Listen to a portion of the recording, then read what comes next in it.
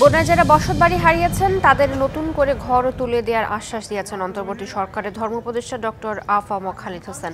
সকালে লক্ষ্মীপুরের Charmatua Al Arabiya দারুল উলুম মাদ্রাসা মাঠে বানভাসীদের মাঝে ত্রাণ বিতরণকালে এই আশ্বাস দেন তিনি। টাঙ্গাইল, গোপালগঞ্জ ও গাইবান্ধার গোবিন্দগঞ্জে সড়ক দুর্ঘটনায় স্কুল শিক্ষক সহ ৩ জন নিহত হয়েছে। সকালে টাঙ্গাইলের কালীহাতির পুংড়ি এলাকায় দাঁড়িয়ে থাকা কাভার্ড ভ্যানের পেছনে অন্য একটি কাভার্ড ভ্যান ধাক্কা দেয়। এতে ঘটনাস্থলে কাভার্ড ভ্যানের সহকারী নিহত হন।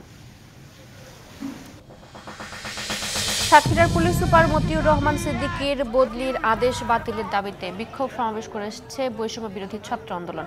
সকালে শহরের শহীদ আসিফ চত্বরে বিভিন্ন শিক্ষা প্রতিষ্ঠানের শিক্ষার্থীরা সমবেত হন। এরপর এক দফা দাবিতে বিক্ষোভ মিছিল বের হয়। বাগেরহাটের আইনশৃঙ্খলা পরিস্থিতি ও নিরাপত্তা বিষয় নিয়ে মত বিনিময় সভা হয়েছে। সকালে সার্কিট হাউসে মত বিনিময় সভায় বক্তব্য রাখেন মেজর জেনারেল আব্দুল কাইয়ুম মোল্লা, জেলা প্রশাসক খালিদ হোসেন, পুলিশ সুপার তৌহিদুল আরিফ সহ আরও অনেকে। সাতক্ষীরার দেবহাটার পারুলিয়া আহসানিয়া দাখিল মাদ্রাসার সহকারী শিক্ষক মোহাম্মদ এনামুল কবিরের পদত্যাগ দাবিতে মানববন্ধন করেছে শিক্ষার্থীরা। পরে উপজেলা নির্বাহী কর্মকর্তা ব্যবস্থা নেওয়ার আশ্বাস দিলে ক্লাসে ফিরে যায় শিক্ষার্থীরা।